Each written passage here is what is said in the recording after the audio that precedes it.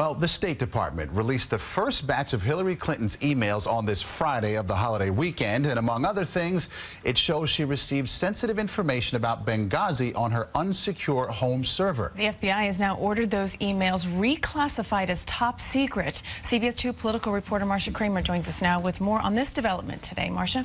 Christina Maurice, it could be seen as another bump in the road for Hillary Clinton's presidential campaign. And it probably doesn't help that the release of the first batch of emails came around 12:30 today, just as Americans are beginning Memorial Day weekend, a news cycle with fewer people paying attention. Many Americans don't believe that you've told the truth on Benghazi. Well, I'm going to let the Americans decide that. Hillary Clinton was in Hampton, New Hampshire when the State Department released some 300 messages sent to her on her private server in Chappaqua.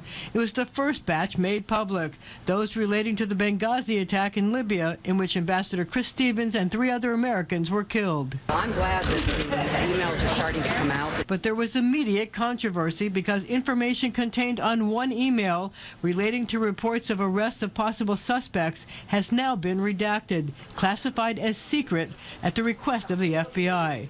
The move shows Mrs. Clinton received information considered sensitive on her unsecured personal server. I'm aware that the FBI has asked that a portion of one email be held back. That happens in the process of Freedom of Information Act responses.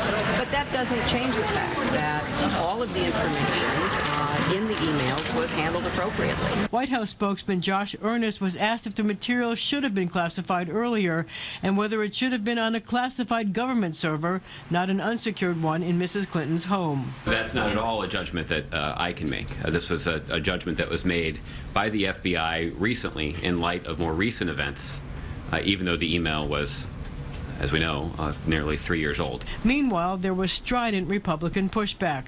The head of the House committee investigating Benghazi said, quote, "To assume a self-selected public record is complete when no one with a duty or responsibility to the public had the ability to take part in the selection requires a leap in logic no impartial reviewer should be required to make."